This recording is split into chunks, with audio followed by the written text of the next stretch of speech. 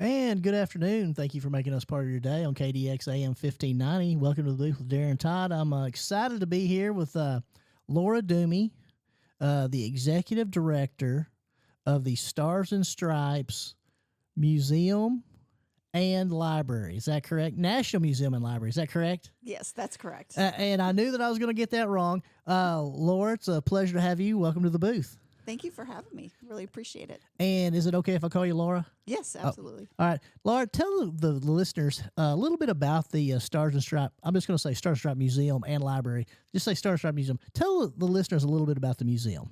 Okay, well, we're located in Bloomfield, Missouri. We've been there since 1991. A lot of people don't know that.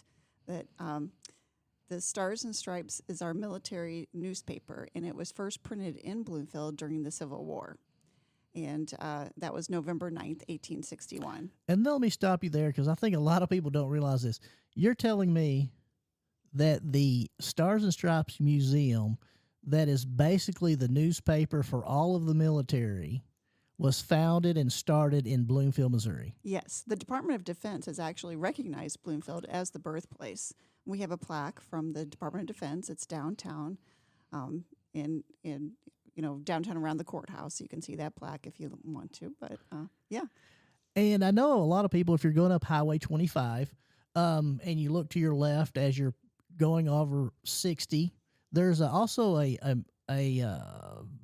cemetery. And then right after that is where the museum is located. Is that correct? That's correct. So the museum was built in 1998 on those grounds, and the cemetery was in 2002. And are they any way related? The cemetery is a Missouri state-funded cemetery.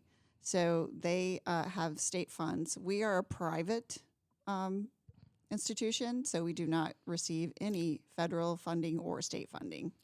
And again, we're here with Laura Dumey, the executive director of the Stars and Stripes Museum and Library, the National Stars and Stripes Museum and Library. It's located in Bloomfield. We're on KDX AM 1590.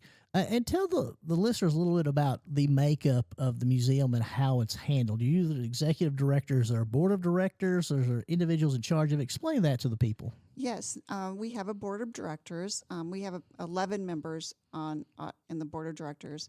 Our president is Brian Brooks, and he is a former striper. He worked for Stars and Stripes in 98 through 99. He was the editor of the European Stars and Stripes in Germany. And this was when he was doing a sabbatical for the University of Michigan. So he did this while he was working there. And but he read the Stars and Stripes. He's also a Vietnam veteran. He read the Stars and Stripes. He had a lot of respect for it. So when they asked him to be editor of it in the late 90s, during the Kosovo conflict, he jumped at the chance to do that. So he is very, even though he lives in Colombia, he is very involved in the museum and wants to see it grow and prosper. So we are really glad to have him at the helm. And you indicated there's 11 members on the board. Is that correct? That's correct. Members from local area to throughout the United States? So, Brian, our president, lives in Colombia. Colonel Mike Bailey also was a commander of the European Stars and Stripes during the 2000s. And so he lives in O'Fallon, Illinois. We have board members that live, locally. Most of them are veterans. Jerry Elder, who lives in Bloomfield and owns the Elderland, and you might recognize that name. Yeah. He's a Vietnam veteran and a retired, I think it was Air Force or right. I'm not sure. I hope I didn't get that wrong. That's okay. But anyway, he is retired from the military, and he, has a lot of respect for the Stars and Stripes and how it helped him. And so, like I said, most of our board members are former veterans. Sure. And explain to us again, when was the actual museum and library built? Okay, so let me go back a little bit. So in 1968 is the year that we actually got the first Stars and Stripes. A lot of people don't know that we actually have an 1861 copy of the Stars and Stripes. So there are only 4 in existence, and we got ours in 1968, way before the museum was built. A man in Verona, Indiana, bought a house, and in that house, in the attic of the house, he found the Stars and Stripes newspaper. And he actually contacted the Smithsonian Institute because he wanted to sell the newspaper. But lucky for us, the Smithsonian doesn't buy artifacts. They said, well, you can donate it, but apparently the guy really wanted money for it. So he contacted Bloomfield, the newspaper office, and they contacted the Stoddard County Historical Society. So in 1968, the Stoddard County Historical Society purchased the newspaper for $250. And let me stop you right there. We're going to continue that story because when I was talking to my producer, Mooring Johnson, about the Stars and Stripes National Museum there, I said, this place has Smithsonian level artifacts and things in it. Did I not? He's shaking his head yes. And that just proves my point. Go on. Yeah. So the Smithsonian, they passed on it. So we have it. And like I said, there are only 4 in existence. We know that the Library of Congress has one in D.C. We know that the New York Public Library has one. And then there's one in Ann Arbor, Michigan at the library there. So we are so happy to have our copy. It was a 4-page paper. And like I said, we got it in 1968. So fast forward now to 1985.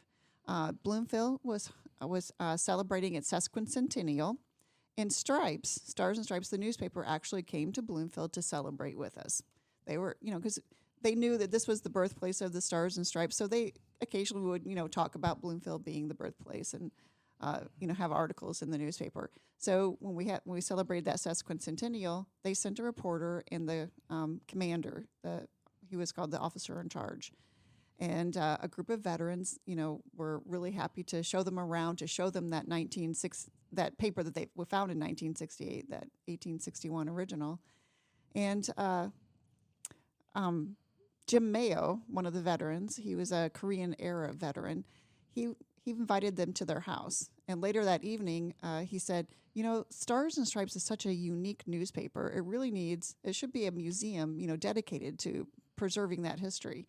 And the officer in charge, who was Colonel Baker, looked at Jim and said, Jim, it should be right here in Bloomfield where it all started. So I think that got the ball rolling because that was 1985. And by 1991, they had opened their first museum. And that was downtown Bloomfield. And then in 1998, they moved out to where they are currently. And that was because of a big donation from Ted Adamek, one of the first stripers that donated $40,000 to put up that first building. So that's kind of how it started. And we're here with Laura Dumey, and welcome to the booth on KDX AM 1590. This is Darren Todd. Laura is the executive director of the Stars and Stripes National Museum and Library located in Bloomfield, Missouri. We're talking a little bit about the history of the museum. And we've indicated we got to the point where now the new building has been built where it is today. Is that correct? Yes. So where it is today has had 3 different. So we have built the first building was in 1998. We built an addition in 2000, and then the next addition was in 2024. So let's talk about each addition. In 1998, about how many square feet was the library and museum at that time? I think it was about 5,000 square feet. And you say 5,000 square feet, and we subsequently went to 2,000 and so the next edition was, I'm sorry. Well, for the next edition, we went to 7,500 square feet, and now we're at 10,800 square feet. And explain to the listeners, which I've been lucky enough to go through the National Museum and Library and see it. Explain what all you would see if you went in and visited the Stars and Stripes National Museum and Library there in Bloomfield. Okay, so our first room that you come into is our Civil War room, and we feel like that is, a really important room because that's where it all started during the Civil War. So we have a video that the Missouri Humanities gave us a grant so that we could do a really nice video about how the newspaper got to Bloomfield.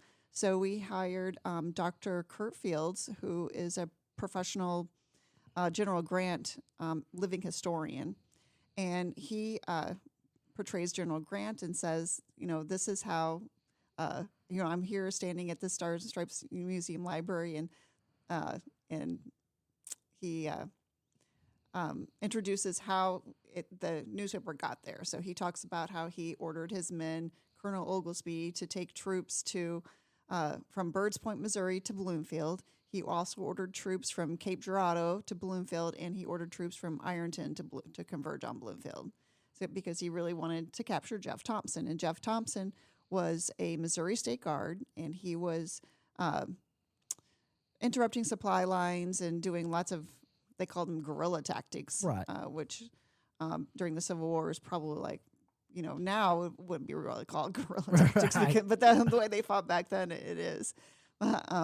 Anyway, he was after Jeff Thompson. Jeff Thompson had just been defeated at Fredericksburg, Fredericktown, and he thought he was able to catch him. But when they got there, the town was empty. Everybody had left. Even the local newspaper guy. It was called the Bloomfield Herald at that time. And his name was J.O. Hull. He was from New Jersey, but he did have Southern sympathies, I guess, and so he left the town too. So when they got there, Colonel Oglesby had 10 men in his unit of 2,200 men that had previous newspaper experience. And they asked him, they said, hey, the newspaper office is empty. Is it okay if we go in and print a newspaper? So he gave them permission, and they printed a 4-page newspaper in the Bloomfield Herald. The back page was already set and typed, so they didn't touch that. So that was all the advertisement and things for the area. So back when the Stoddard County Historical Society purchased it, that was actually did meet their mission, because it had the advertising and things. Absolutely.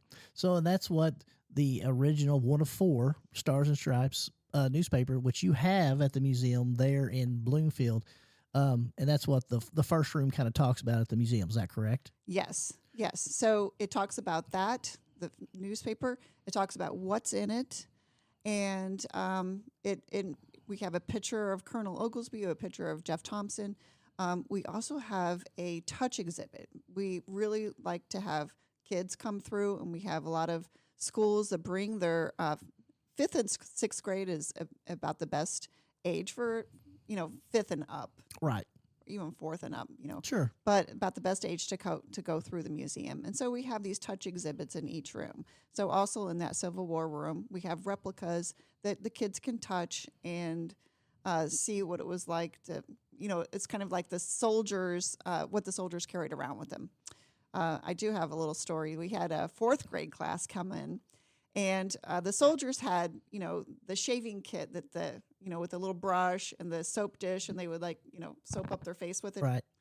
And I asked them what they thought this was, and one little girl said, "Well, it looks like a fingerprint kit." So I guess she thought that they would fingerprint people on it. Oh, and we're here with Laura Dumey, the executive director of the Stars and Stripes National Library and Museum, which is located in Bloomfield. We're talking a little bit about the history of the Stars and Stripes Museum that started there in Bloomfield, the origins, a little bit about the Stars and Stripes. We're talking a little bit about the facility itself. And you indicated that there are several rooms, several exhibits. Yes. How often do you change the exhibits there at the museum? Oh, we change a lot. We get so many donations that we want to showcase everything. And a lot of our donations are, a lot of them are from stripers, people who used to work for the Stars and Stripes. That's what we call them, stripers. And so we want to showcase, that person, what that person did for the Stars and Stripes. But in the Civil War room, that's where it all started. So we have donations of things that was found in Southeast Missouri. So we have some cannonballs. So, kids can actually touch and hold one. A lot of them don't understand how heavy these things Right. were.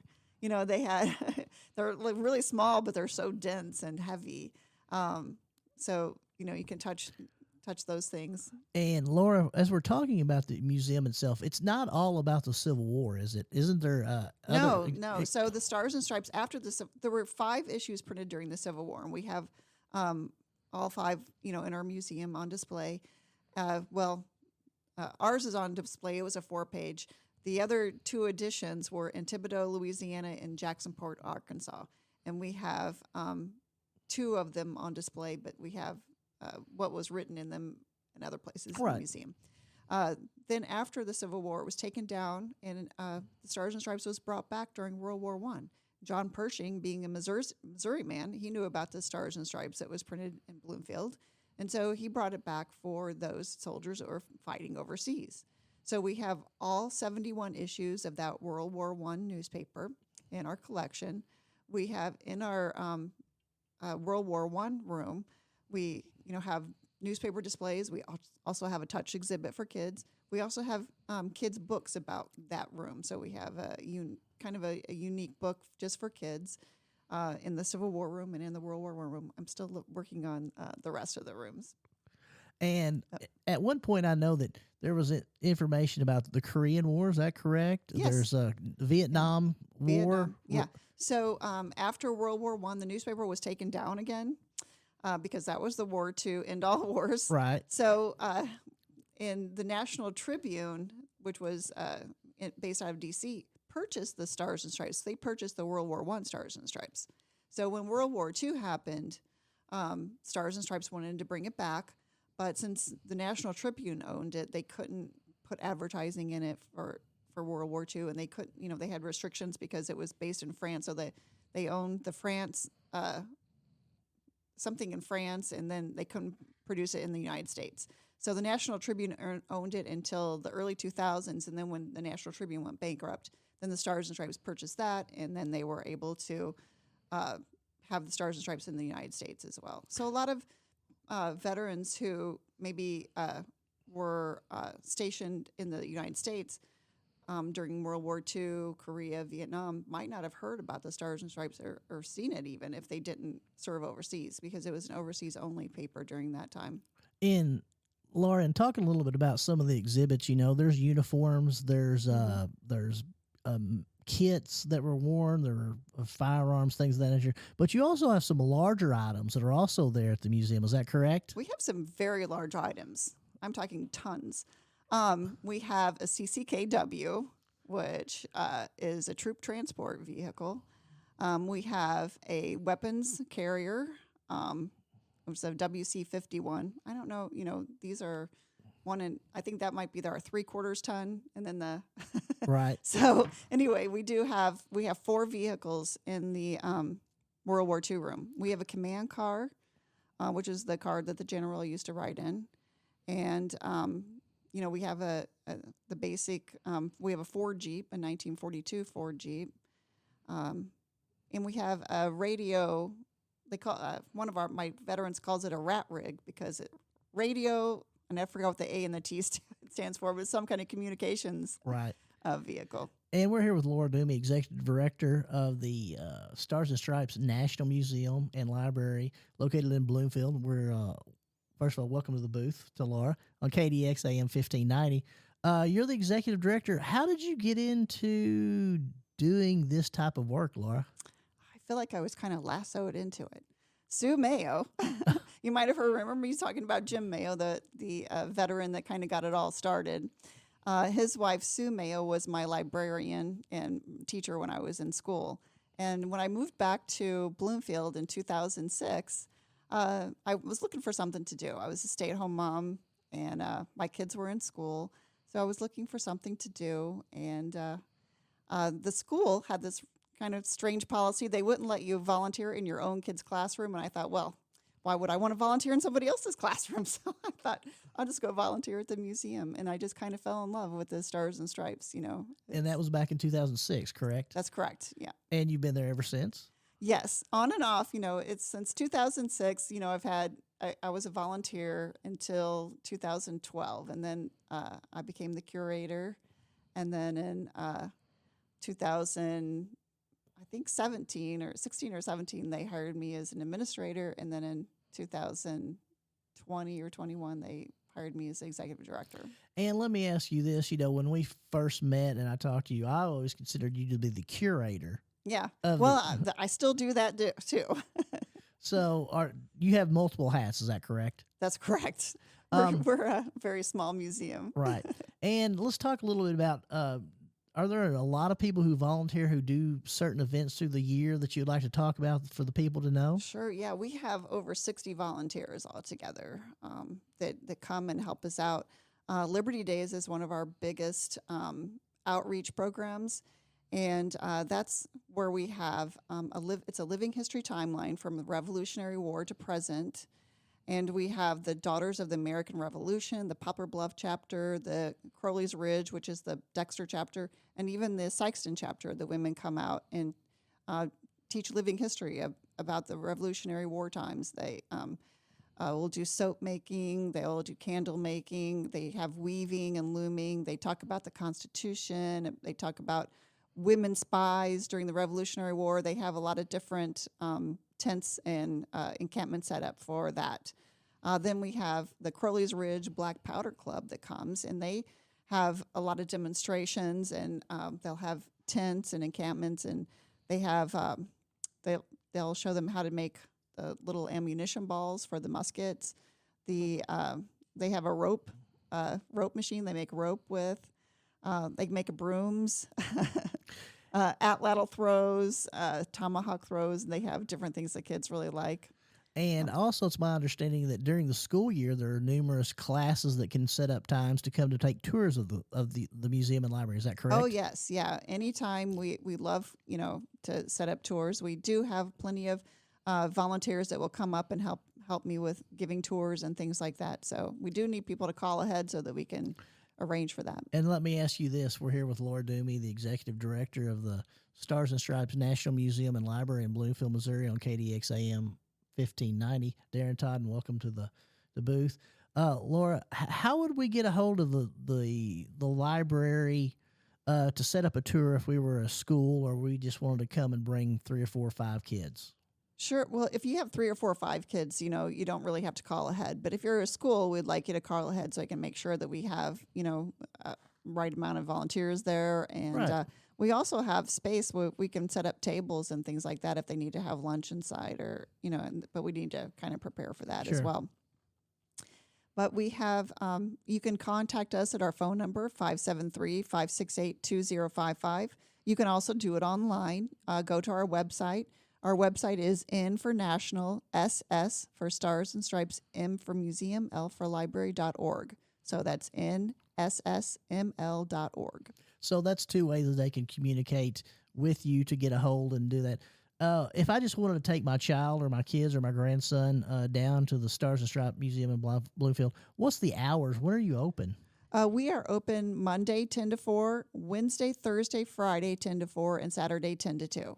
We're only closed on Tuesdays and Sundays, so we're open 5 days a week. And if you have somebody out of town, you can always call for special viewing. So we do accommodate, people. So, we've had the VFW said we need to come on a Sunday, afternoon because that's when, somebody from headquarters is coming to see us and we really want to take them there. So we've done that before. So we are very accommodating. And again, this is a privately funded museum. So is there some kind of nominal fee that you require for entry? We do not. We still have, part of our mission is to serve our community is very, underserved for museums and things like that. And we, we don't have a lot of money in our area. So we definitely keep our museum free.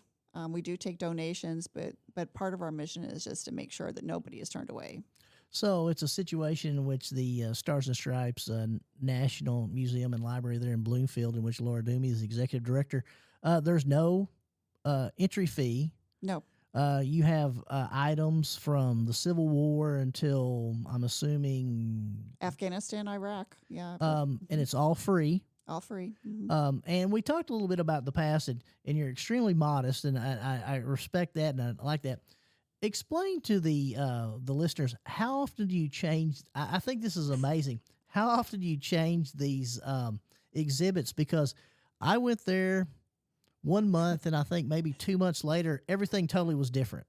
Yeah, well, we're constantly changing. We were changing today, so every day we change a little bit. I have Sam Welker and Mike Penny are a couple of committee members. We do have an exhibit committee, and both of them are really good at helping with World War II exhibits, especially. Sam is really good at building them, so I do have help with that. Right. So. And again, if you wanted to go and see all these exhibits, or perhaps how would somebody contact you if they said, hey, I have something that I think is really neat. I would like you guys to look at it, maybe donate it to the museum. Do you have that happen quite a bit? We do. People sometimes bring them in, and we do have an accessions form that you fill out. So when you do bring things in, we do have a lot of World War II uniforms, so please don't bring World War II uniforms. But we do take things. We do take a lot of in our accessions. Some unique things. And the one thing I think that you want people to know is if you bring it, we're not trying to say, hey, this is not a really neat part of history. It's just we have quite a bit of this, and we don't have enough room for all that. So we're looking for certain areas if we don't. That's correct. Yeah. So also.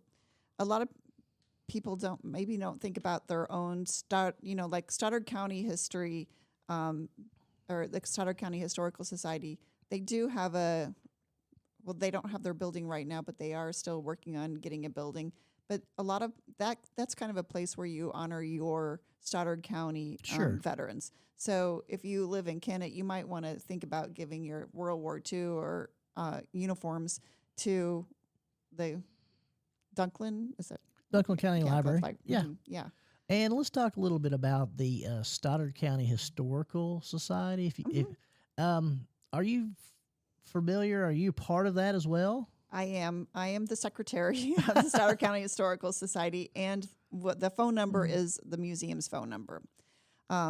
So I am part of that. Just preserving history is really important to me. So the museum has partnered with the Stoddard County Historical Society, and we do bring free monthly presentations. So this month, August 21st, we're going to have Dr. Jason Williams. He visited Normandy and some other places that in Europe, and he's going to do a presentation about that, showing what he saw. And it's August 21st. What time? 6:00. We have light refreshments, and so it's free and open to the public. And that's going to be at the museum there in Bloomfield. Yep. So and that way you can see the museum in the evening at 6:00 on the 21st. Yeah. And we're here with Laura Dumey, the executive director of the Stars and Stripes National Museum and Library located in Bloomfield, Missouri. On Welcome to the Booth with Darren Todd on KDX AM 1590. Talk a little bit about Laura and her experiences with the library. You're currently the executive director. We've talked a little bit about, and we mentioned some events, and you indicated that one of your major events was Liberty Days. When is Liberty Days? Liberty Days is October 3rd and 4th. On October 3rd, we have it open to the public in case you can't come on that Saturday. But October 3rd is when we have about 1,500 students come through. So it's if you don't want to be there with all the students, you might want to wait until the Saturday if you can. But we do have, like I said, we have the Revolutionary War, the Mountain Men, the Civil War set up. We have World War I, World War II, all set up encampments out on the museum grounds. And the kids go from camp to camp, and they have a passport. And so they get their passport stamped by the period that they're visiting. And at the end, if they have all their stamps, they get a free T-shirt. So we're giving away 400 T-shirts this year, and we're looking for sponsors. So we could use some help with that. And if you're interested in sponsoring the Liberty Days there at the museum, who would we contact? Contact the museum. And again, we can never give that number, that website enough. Yeah, the website nssml.org or 573-568-2055. And again, this is a private, not-for-profit type situation. You use all the money and it goes back to the museum. Is that correct? That's right. We are a 501c3, so any donation you give us is tax deductible. And we've been talking a little bit about the museum, and you're also a member of the Stoddard County Historical Society. You indicated that the Stoddard County Historical Society is also looking for a facility or building. Is that correct? Yes, they are kind of, yeah. Is it So that might be too soon to talk about. okay? That's fine. I understand. We'll have you come back at some point if you would. We'll Sure, talk about yeah, that. yeah. So let's talk a little bit about more of the events that's going on. We talked about Liberty Days. After Liberty Days, what else do you have the remainder of this calendar year? Well, every month we have free monthly kids programs. So this month, August 16th, it's a Saturday, 10 to 2. It's a drop-in event, but we have Vietnam veterans coming in to talk to the guests and kids or whatever about their experiences, and we'll also have some reenactors that are going to be showing weapons and uniforms and things like that too. So it'll be it'll be set up, in different stations, so you can go visit all the different stations. But we're going to be talking about from 1955 to 1975. So we'll have those veterans that were there in 55 doing, I guess, reconnaissance or Right. whatever they were doing then, and then all the way up until they left in 75. So that will be going on August 16th, and it will start at 10 a.m. and that will be at the library and museum there in Bloomfield, correct? Yes. And then do you have anything else scheduled? Definitely in September, October, November. Yes. So in September, our Kids' Day is on the Cold War. So we'll have some Cold War veterans talking about their experience. And let's see, September's Kids' Day is the 13th, Saturday the 13th. And all this is obviously going to be on the website as well. It'll give out what's going on, what's going to be involved in the time that it starts. Is that correct? Yes, and on our Facebook page. You can reach out our Facebook page, which is Stars and Stripes Museum. And on that Stars and Stripes Museum, it talks about all this. Is that correct? Yes. And Instagram. We're on Instagram and too. Okay. And again, we're here with Laura Dumey, the executive director of the Stars and Stripes National Museum and Library in Bloomfield on KDX AM 1590. Welcome to the booth with Darren Todd. Laura, talking a little bit about your experience being the executive director, what are some of the issues that you're facing that you are most concerned about down the road for the museum? Is there things that people in the area need to reach out and say, hey, we really need to help because this is one of the most amazing things that this area has? I mean, you have an original copy of the 1861 Stars and Stripes newspaper on display at your facility. What's some of the issues or things the major issue that we need to help with the Stars and Stripes Museum? We can always use membership, and this is something you can get on our website just to donate on our membership, become a member of the museum. But, and visit, talk to, come to our events, visit the museum and see for yourself. We'd really like to, get more people to come out and visit us. And, I was finally awoken when I went and saw, I think it was a groundbreaking ceremony for an event, and I became a member. How do you go about becoming a member of the Stars and Stripes Museum? That is on our website, and, you can call too. We can always send you, a link to it, or we can send you a membership form. We have membership forms in the museum, and we have them online on our website. And again, the membership is a certain monetary fee, whatever fee you feel you want to give, or things of that nature. There's different levels, I'm assuming. There's different levels. It's you can do monthly, or you can do one-time giving. So, there's different ways to give. And obviously, you said you're also a 501c, so it's... Yes, so all your donations are completely tax deductible. So, and not only do you help continue the history of the Stars and Stripes Museum and continue that legacy, you're also able to write it off your taxes if you want to, which is a double bonus. Is that correct? That's correct. Yeah. And again, we're here with Laura Dumey, the executive director of the Stars and Stripes National Museum and Library in Bloomfield. And we talked a lot to Laura about the museum, and we'd like to talk a little bit about you, if we could. Where are you from originally? Well, I'm from Bloomfield. I attended school at Bloomfield from 3rd grade and graduated from Bloomfield. But then, after graduation, I went to Murray State University for a couple of years until I met this handsome fellow that I followed to, I married and then followed to Northern Illinois University, and that's where I graduated from, and I graduated with an elementary education degree. And did you teach? I taught a little bit in DeKalb, Illinois. That's where we lived. And then my husband got his postdoc there, so we moved to Ann Arbor, Michigan. So, and that's where I had my first child. So then I was kind of a stay-at-home mom from Ann Arbor, Michigan, and then we moved to Baltimore, Maryland. Then we moved to St. Louis, and then back to Missouri in 2006. And when you say he got his postdoctorate, as my understanding, was he a college professor? He was. He did research. He did. He was a neuroscientist. Okay. Yep. And again, we're here with Laura Dumey, executive director of the Stars and Stripes National Museum and Library in Bloomfield. Talk a little bit about Laura. I'm very impressed that you're from Bloomfield and then you went to Ann Arbor, Michigan, but you haven't retained that Southeast Missouri drawl.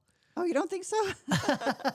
Well, when I lived in DeKalb, Illinois, which was 60 miles west of Chicago, they made a lot of fun of the way I talk. So, well, I mean, and listening to my voice as opposed to yours, it sounds like you've definitely done a good job of kind of keeping. I don't know. Maybe it's just kind of a mix now of all those different places. It could be. And you indicated eventually you came back here to Missouri. Yes. And you were looking for something to do. Yes. Mm-hmm. And that's how you got a hold of the museum. Yes. Mm-hmm. And you've been doing that for, is it 20-something years? Yeah. And 19 years. 19 years. And during that, can you just kind of explain how the museum has changed and how impressed you are with the community outpouring to help the museum getting to where it is now? Yeah. So in 2006, when I first started volunteering at the museum, it was an all-volunteer staff. And pretty much I just volunteered when Sue Mayo and Jim Mayo were there, and which was good because they knew the most about the museum. And they just kind of took me under their wing, and I would follow them when they gave tours. I talked to Jim about a lot of the different stripers. I got to meet the publisher of the Stars and Stripes newspaper, and saw that relationship, with the Stars and Stripes just kind of blossom out of that too. The people that work for the Stars and Stripes are like so tickled that there's a newspaper, there's a museum for their work, that it's incredible that the support that we get from them. And not to be unknowledgeable, or is the Stars and Stripes still published today? Yes, it is. And they do more than just a newspaper, too. I was in Germany like at the end of June, the beginning of July. I went to Germany, and I went with the publisher. And I went to Kaiserslautern because that's where the European Stars and Stripes base is out of. And so I got to see the building that they, where they have all their different departments.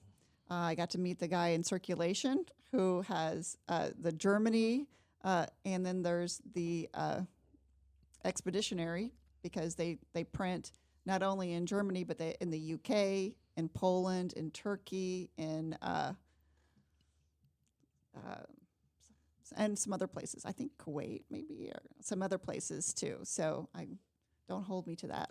And that's fine. And let's talk a little about, it's being printed to this day. I'm sure a lot of it is online and things of that nature. Yes, but you can actually read hard copies at the museum. We have current issues at the museum. And that's what I was going to ask. How far back do you have hard copies that people can actually look at and read? Okay, so we have our Civil War copies. Right. So we have that 4-page 1861 newspaper, which is really interesting to read. They tell jokes and other things in that. We also have, the Thibodaux, Louisiana Stars and Stripes from the Civil War, and there's an article called "How a Man Feels in Battle." You can go to our YouTube channel and have that read to you by Al Green, who is a striper in Germany that I met, and it's just a real poignant article, and it talks about the way they fought during the Civil War. Right. One of the sentences is to march up steadily to the mouth of 100 cannon while it pours out shot, shell, smoke, and fire that mows men like grass. That's just one of the sentences in there. Right. It's a very strong, article. I encourage you to go to our YouTube channel and listen to that.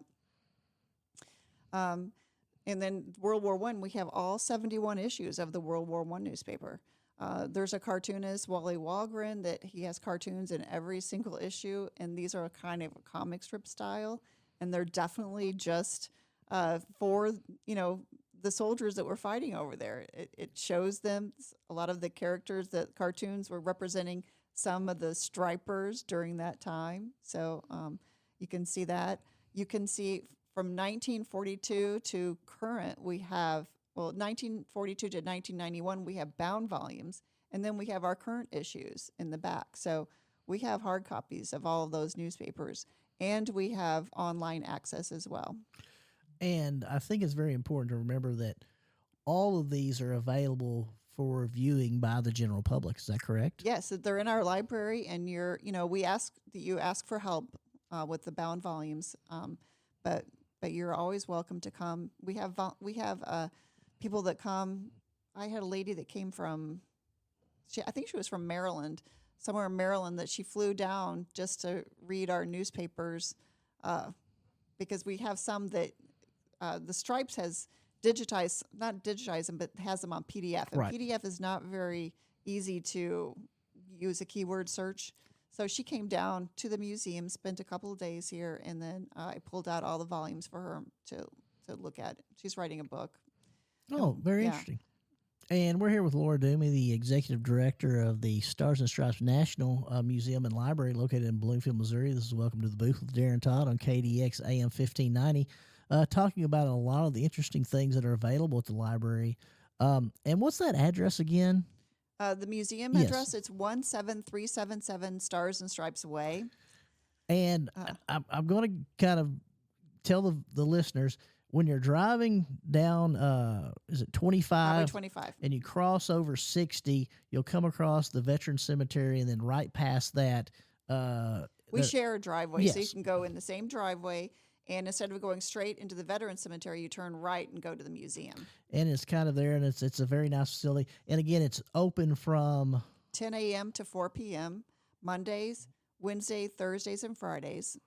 On Saturdays, 10 to 2. and obviously, if there's some kind of special occasion that you need some Yes. kind of accommodations, you're more than willing to do that, subject to restraints, of course. How would I get that done if I needed to do that? You would have to call us in advance. So Right. call us at 573-568-2055 and let us know. We do, some civic organizations that meet in the evening. The Lions Club, the Dexter Lions Club, we open it for them. We've opened it for, like I said, that VFW on a Sunday. So, anytime you have a group of people that want to come through, we're very accommodating. And there's also a Facebook page. Is that correct? Yes, we have a Facebook, Instagram, LinkedIn. And is it all? What is the actual? Is it just Stars and Stripes? Stars and Stripes Museum. Okay. And you also indicated something about a YouTube. Yes, we have a YouTube channel, and you can reach that on our website, and you can go down to the YouTube channel. So we have our own YouTube channel, so you can watch that Dr. Kurt Fields as General Grant. You can watch that video. It's on a playlist called the Civil War Room. We also have some Bill Malden cartoons that's on a playlist called World War II Room. So yeah, but there are a lot of videos that we have. So. And it's all open and access is free to whoever wants to get on there and look at it, correct? That's correct. And the most important thing is, again, if I want to take 25 people, it's going to cost me $0. Which is the best thing considering the amount of interesting and cool things you're going to see. And again, if I wanted to become or help out the museum, I can become a member. Yes, become a member or just come visit us and, put some money in the donation box, anything. Right. We just appreciate. And then if some people may say, well, I'd like to volunteer or try to help, you're We not need gonna, volunteers. So, yes, we would love to see you. and that's, again, contacting the museum and letting you know that you're interested in volunteering and going from there. Is that correct? Yes. And we're here with Laura Dumey, the executive director of the Stars and Stripes National Museum and Library located in Bloomfield, Missouri. This is Darren Todd, and welcome to the booth on KDX AM 1590. And we're getting down towards the end. We've been talking here a little bit about the museum, a little bit about Laura, her history, originally from Bloomfield, way of Illinois, Maryland, Michigan, back home. When you're not working for the museum or the Historical Society, what else do you like to do? I like the state parks and national parks. We do a lot of hiking and visiting state parks and other museums. And are you a member of any kind of statewide organizations or national organizations as far as what you're doing for the museum or things of that nature? Yeah, I'm a member of the Society of Human Resources because we have to make sure we're obeying all the rules. Sure. And I'm a member of the American Association of State and Local History. A member of the AAM, American. See, I forgot what the American Association. I forgot. AAM is Right. Alliance, American Alliance of Museums. Right. We are a member of Museums for All. Those are just the ones I can think of off the top of my head. And again, this is a totally private museum. It's a 501c, and all things are totally tax deductible. Is there anything else you'd like to touch on while you're here, Laura? Yeah, I'd like to tell you about our 6th annual Spirit of Democracy banquet in silent auction. Okay, let's talk about that. This happens at the Osage Center in Cape Girardeau, and it's on Saturday, November 1st. Our keynote speakers are Wayne Wallingford, who is a 25-year Air Force veteran. He was also the Director of Revenue, and he was a senator of Missouri. And he was a B-52 navigator during Vietnam. He played a crucial role in the Linebacker 2 mission. Are you familiar with that? I'm not. That is when they were flying B-52s over the Hanoi Hilton POW to try to make those peace talks open up again. Okay. Because they had shut down the peace talks. So he was a member. He was flying B-52s. And the other keynote speaker is Colonel John Clark. And he is also retired Air Force, but he was a POW for over 2,000 days. It was like almost 6 years, or maybe it was 6 years, or almost 6 years. But he was in the Hanoi Hilton, and he told me that inside that prison there were kind of like two kind of groups. There were like the pessimists, Right. and the more optimists. He said the pessimists were like thinking America has left us, and they're not coming back to get us, and then the optimists were kind of like, yes, they haven't forgotten us. They'll come back and get us. And he said on the day that those B-52s came flying over, they thought it was an earthquake because everything was pretty quiet. And so all of a sudden, he said the earth started rumbling, and they thought, everybody was hiding and outside. And then all of a sudden, these B-52s came over, and the prisoners just erupted in like hoorays and like were so happy that they hadn't been forgotten. Absolutely. And so he's going to talk and show some pictures and things like that. It's just going to be a really neat keynote speaker this year. Right. And so we have 3 different levels, and one of the levels of sponsorship for this program, you get to meet the keynote speakers for an hour before that, and the stripers too. So you'll get to meet the publisher of the Stars and Stripes, Max Lutter, and some of the other former stripers. Right. So we'll have a private room for those. So, we'd love for you to come to our Spirit of Democracy banquet. And let's get that out one more time. It's the Spirit of Democracy banquet. Your guest speakers will be Wayne Wallingford and Colonel John Clark. And there's different levels that you can be a sponsor for that banquet, correct? Yes, we're looking for different levels of sponsorship. But yeah. And the banquet is held where? In Cape Girardeau. At the Osage Center. And also it's going to be what date? Saturday, November 1st. And explain to us, if we want to become a sponsor, how do we do that? You can contact us. You can also go to our Facebook page under Spirit of Democracy event. You can click on that, and that will take you to our sponsor page. You can go to our website and see it, or you can give us a call at 573-568-2055. And you're always welcome to any kind of donation, but you'd really like to have a lot of sponsorship because this is going to be a very neat event, isn't it? Yes, it is. It's going to be a really neat event. I can't believe, Colonel John Clark he's getting a lot older now, and those stories, to be able to hear them in person and to talk to him will be a really incredible experience. So we have that event. We're talking again to Laura Dumey, Executive Director of the Stars and Stripes National Museum and Library in Bloomfield. We're talking to Laura Dumey, who is the Executive Director. This is Darren Todd on Welcome to the Booth, KDX AM 1590. We have that event. We also have an event that's coming up in August. We want to touch on it one more time. Yeah, so on August 16th is our Kids' Day, Vietnam. So we are going to have our Vietnam veterans come and talk to the kids, and we'll have some reenactors come as well. And that'll start at 10 a.m. at the museum. Is that correct? 10 a.m. to 2 p.m. It's a drop-in. You can come in anytime. And then September, we also have... September, we have Cold War. And then October, we have Liberty Days, October 3rd. And those will all start at 10 o'clock. Is that the plan? On Liberty Days, I think it'll probably be a little bit earlier, but if you get there at 10, you'll be fine. and again, all this information can be found on the website, the Facebook page, calling the library or museum and getting all that information. Is that correct? That's correct. And we can never get this information out enough, but if we want to call the Stars and Stripes National Museum and Library, we would call what phone number? 573-568-2055. And you have a Facebook page, is that correct? Stars and Stripes Museum. Instagram? Same, Stars and Stripes Museum. And then you also have we have a YouTube channel, and we also have LinkedIn. Okay. And again, Laura, I really appreciate you being here with us today. Is there anything that you would like you would leave us with about the museum that we've left out or I haven't asked you about? Well, there are so many different aspects. We are on a couple of passport programs. We are one of the 12 military trails of Missouri. And if anybody is doing the passport program for that, come by and get your passport. There are 12 military trails of Missouri in there. We are also on the Missouri State Parks Civil War passport program. So we have 2 passport programs.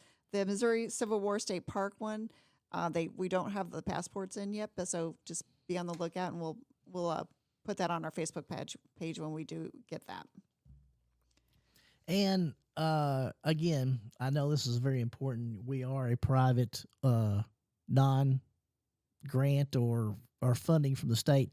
So it's very important for individuals to know, please become a member of this organization to help us save the history of the Stars and Stripes. Is that correct?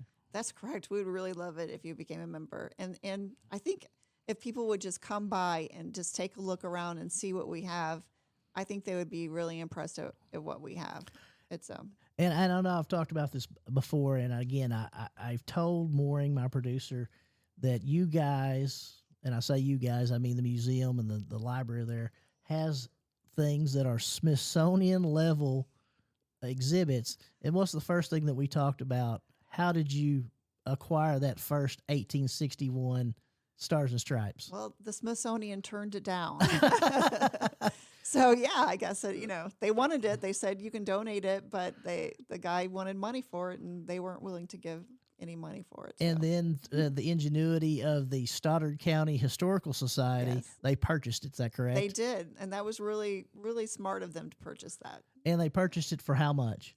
$250 back in 1968. Which was a lot of money in 1968. I think so, because they the story is they had $200 in their bank account, and so Jim Mayo had to borrow that last $50 just to get that newspaper. And we'd like to thank the Mayos, obviously, for everything they've done for the the area of Bloomfield as well as the museum. And of course, Laura, we'd like to thank you. I mean, I know there's tons of volunteers, there's tons of individuals involved, but I've always considered you the face of the museum. I hope I'm not trying to make you blush too much, but I mean, you've really done a great job of pushing it forward and driving it to where it is, and we're excited that you're here. We thank you very much for being on the Welcome to the Booth. Well, thank you. Thank you for inviting me to the booth. I really appreciate it. And the museum means a lot to me. So. And again, this is Darren Todd on Welcome to the Booth, KDX AM 1590. And we've been talking to Laura Dumey, Executive Director of the Stars and Stripes National Museum and Library located in Bloomfield, Missouri. And for my producer, Maureen Johnson, and my executive producer, Evan Todd, I'd like to thank you for making us part of your day. And we'll see you next time on Welcome to the Booth. Thank you.